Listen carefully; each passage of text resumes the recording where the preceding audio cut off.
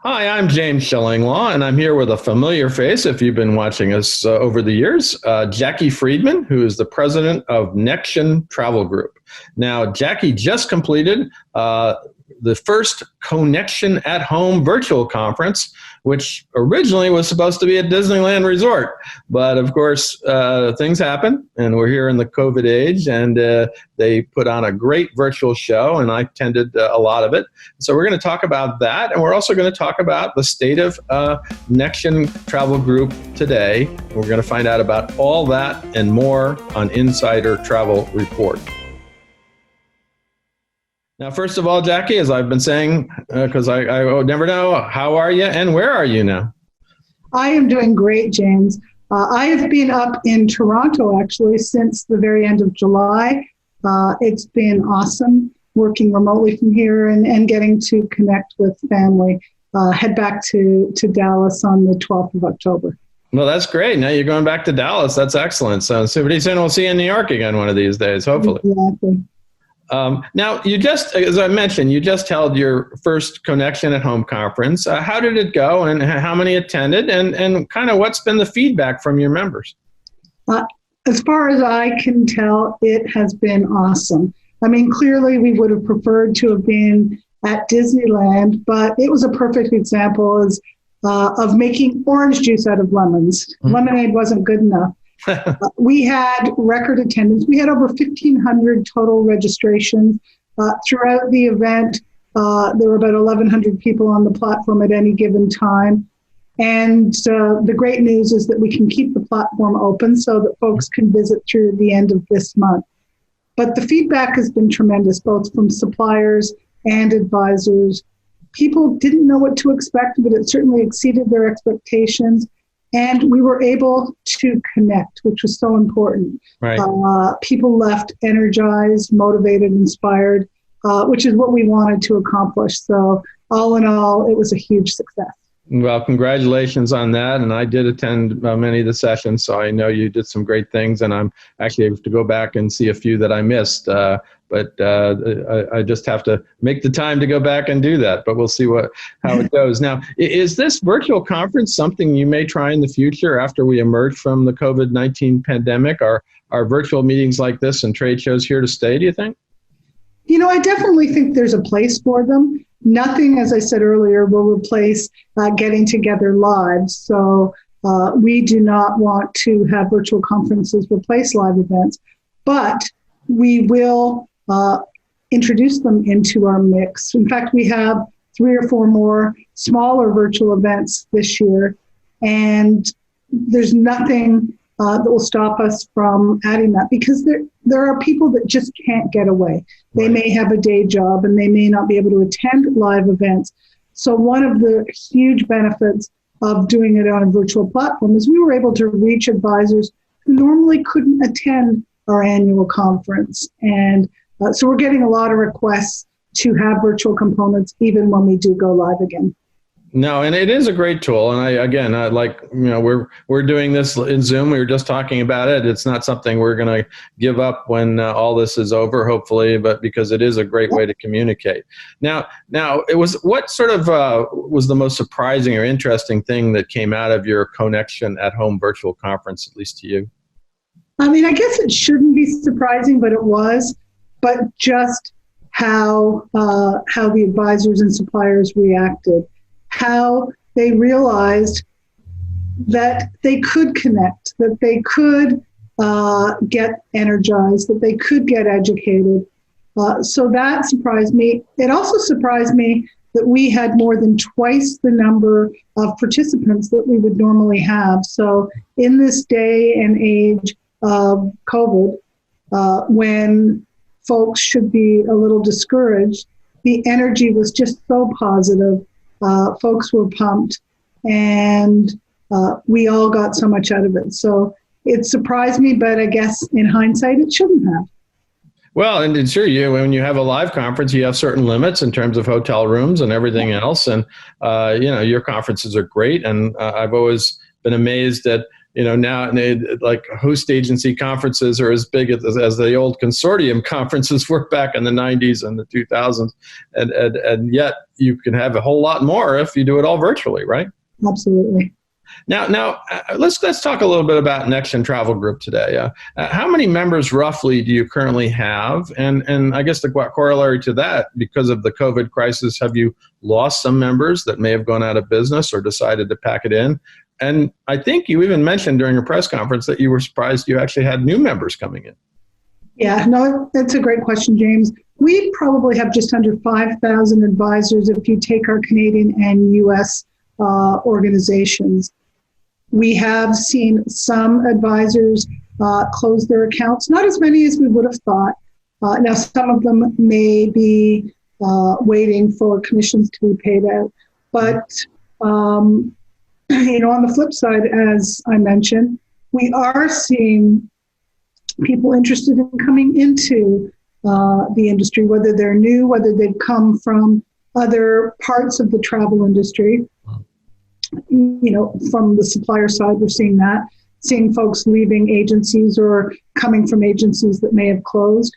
So net, we're probably where we were when we started COVID, which is great. No, that's excellent, and you mentioned this, and unfortunately you're going to have, there's an awful lot of suppliers who have been furloughed or laid off in the last few months. And of course now we're suddenly seeing a dramatic increase in that. And some of them may want to become travel advisors and actually sell the stuff that they used to sell through travel advisors. So we're hopeful that some of them will to take that on and join the ranks, if they will, right? Mm-hmm. Now, sort of out of this virtual conference, what new programs and tools has Nexion introduced during the pandemic to help your members? And just talk about a few of them you think have been very well received. Sure. So let's start with some of the educational events that we are rolling out and have rolled out. So, of course, Connection. We are in the midst of our second virtual essentials class, which is for new advisors to the industry. It's a 4-day program. We are getting ready in the next week or so to do our first virtual corporate connections, which is a session for corporate agents. And finally, we have a virtual luxury summit the 5th and 6th of November for advisors who sell luxury travel or want to sell luxury travel. So we're definitely pivoting there as it relates to training. On the marketing front, we have continued to offer marketing that will help our advisors bring back travel demand. We rolled out the Leaders Edge websites, which we had been working on for up to a year and actually rolled out during COVID. As well, we continue to offer our Escape Insider and Escape Marketing components to, again, help advisors stimulate that travel demand. Yeah, so training and marketing, and you're still really keeping going with all of these things, especially during this period, which is so crucial for everyone. Absolutely. Now let's talk a little bit about booking trends that you're seeing today from your group for the rest of the year and into 2021. What is booking well so far? So right now, for folks that want to travel now, and there are folks that want to travel now, we have advisors that are doing really well with Mexico, with all-inclusives, with some of the Caribbean islands.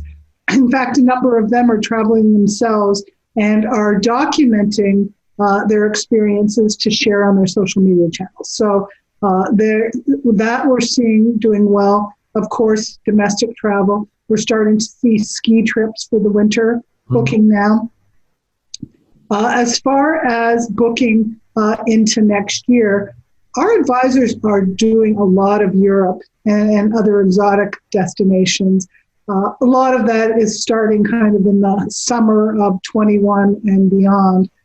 But, I think they understand the fact that there will be less capacity next year. Right. So that they want to make sure that next year their clients aren't disappointed because they can't get the space for trips that this year they were disappointed over because they were canceled. So we're starting to see a lot of that coming up. Cruisers want to cruise. So we're definitely starting to see more new bookings. Early on, there were a lot of future cruise credits being redeemed, but now we're starting to see more new bookings, particularly as we get into kind of late first quarter and beyond for next year. So folks are definitely starting to see the business coming back, and there's definitely a lot of positivity. We still have a ways to go. Things are going to look different, but I'm, as I like to say, cautiously optimistic. No, absolutely. Well, you and I have to go on a river cruise to go up your Emma Waterway ship that you were godmother to, because I'm sure that I guess you got a cruise a year, so you better work on that one. I've got 2 scheduled for next year, so that's good. There you go. Now, let's talk a little bit about cruises. Do you believe we're at a cusp right now? The CDC has just extended its no sail order until October 31. We had the news that ASTA is actually considering a lawsuit against the CDC, whether that happens or not, especially if they go beyond October 31. What's going to happen now? And since, obviously cruising generates such a huge amount of income for your members, how do you think they will react to all this? I wish I had my crystal ball, James, but I do think, and I certainly do hope, that the next date that the CDC puts out there will be the final date, whatever that date is. I think we all know that once they get the go-ahead, it's going to take 30 to 60 days to get those first ships in the water. They have to bring the crew in, they have to quarantine, they have to prepare.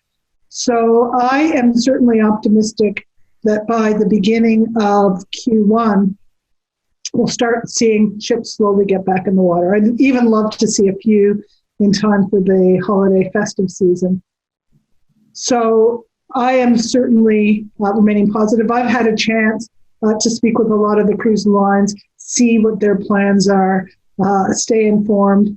And I got to tell you, cruising is one of the safest travel styles. They have really put some great protocols in place.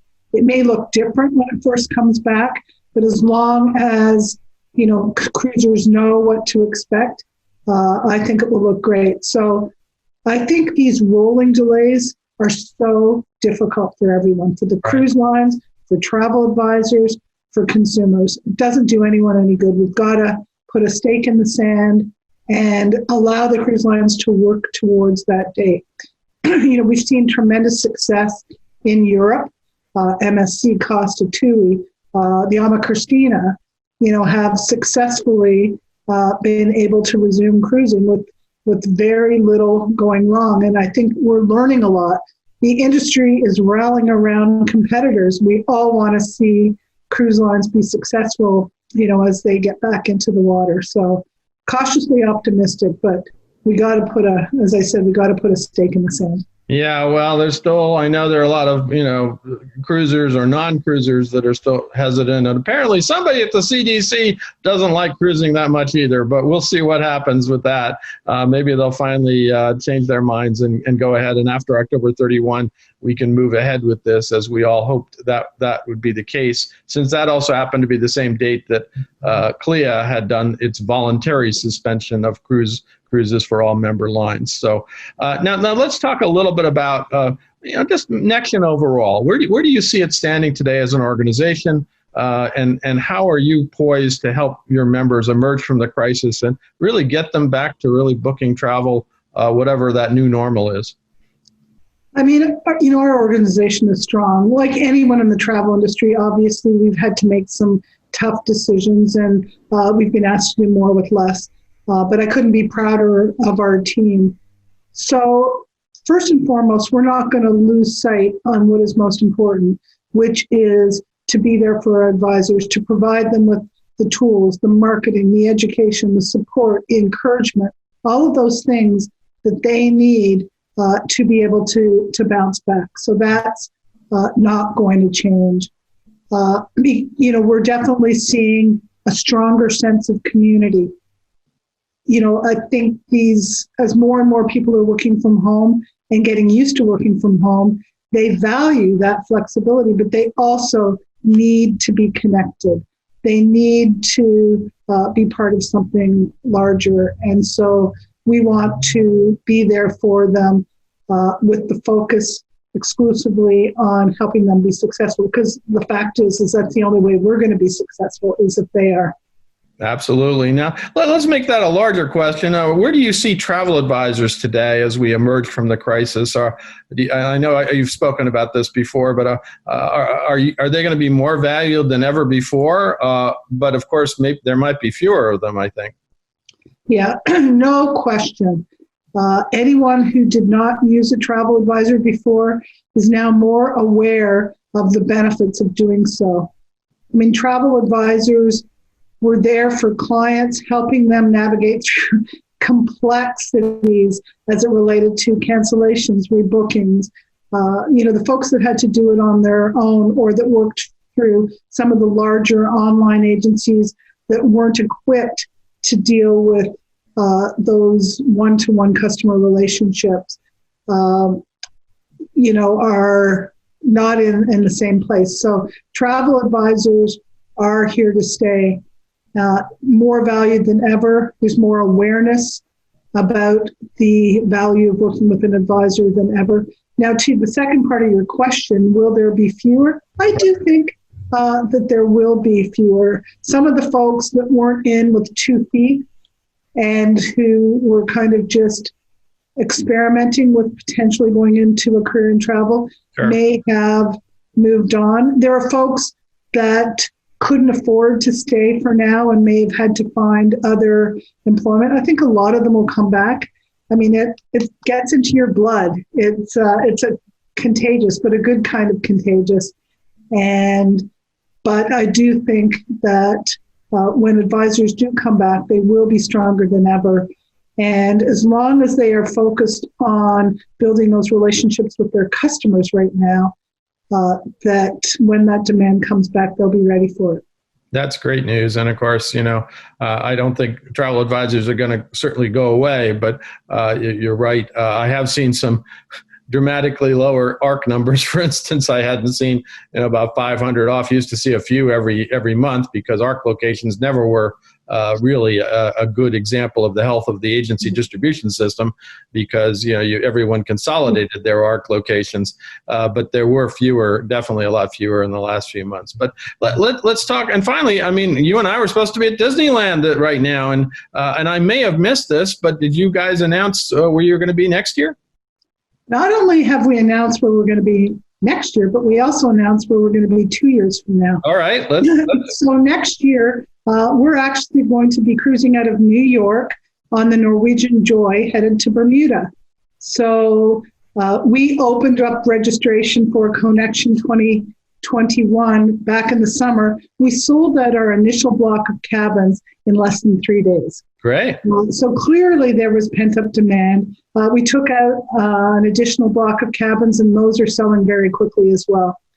At the end of Connection at Home this year, we also announced that in 2022, we are going to Disneyland. So we are going to go where we were supposed to be this year. And clearly the response to that was tremendous. So we've got a lot of advisors anticipating Connection 21 and Connection 2022. So we've never been this far ahead in terms of planning. And the advisors are able to get their calendars marked. We will open up registration for for 2022 after next year's conference. No, that's great. And hopefully I'll be able to join you at least for one or two of those events. It sounds like a great, finally we'll be both back at sea and back at Disneyland. So that'll be wonderful. Now, is there any other messages you want to get out to your members and to travel advisors in general about Nexion Travel Group and the travel agency business in general? Sure. So first of all, to all of you travel advisors, whether you're affiliated with Nexion Travel Group or with any other agency, you guys are my heroes. The fact that you have been able to manage through these crazy times and still remain as positive as I see so many of you, I commend you for that. As far as just a couple of key points, that I would love to get out there. This industry is a community. We don't compete for the most part. We collaborate. And I couldn't be prouder of our advisors for, just coming together, allowing themselves to be lifted up when they need it, but lifting up each other when others need it. So that's been fantastic. We had a record number of advisors, Nexion Travel Group, actually win sales awards this year. So that was really, really encouraging, and we enjoyed being able to celebrate that. So my final words are, try as much as possible to focus on rebuilding your business. Try not to dwell on what you lost, although sometimes that can be tough. Really focus on the future. Stay connected with your customers, because that work that you're doing now to keep in touch with them is the best investment you could be making in your long-term business. I also need to encourage all of you to engage with ASTA, to join ASTA if you haven't done so, to support the ASTA PAC if you haven't done so, because never before have we needed our industry trade association more than we need them right now. And finally, I want to leave you with the fact that you've got to take your cue from your customers. Some of you are more ready to book travel now than others, and that is perfectly okay. But don't sell based on your own risk tolerance. Have those important conversations. Your customers will tell you if they're ready.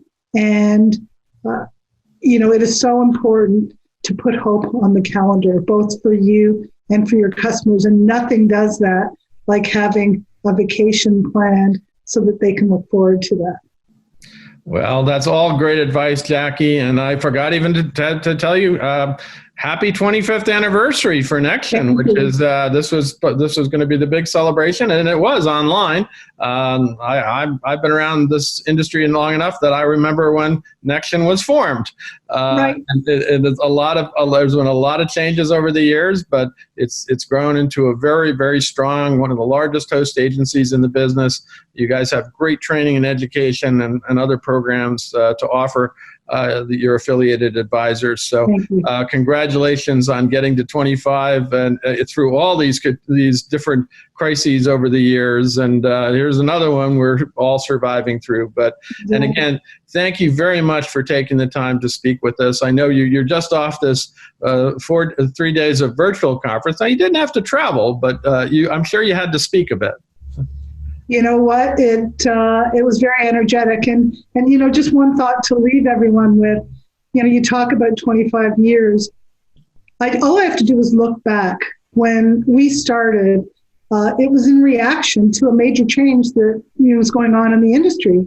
The airlines had capped and ultimately cut commissions, and advisors needed to pivot. They needed to look at different revenue streams, and they did. And a lot of these businesses are still around. They're doing business in different ways. And we just need to look back and be encouraged by those changes we made back then and other things we got through. And we're going to do it again. We have to, because we love this industry, and this industry needs us. It needs advisors. So I just wish everyone the best of luck. Well, again, great to see you. Hopefully next time it'll be live, Jackie. We'll just can hope. And thank you again for appearing on Insider Travel Report. And indeed, this is Insider Travel Report, and we'll see you next time.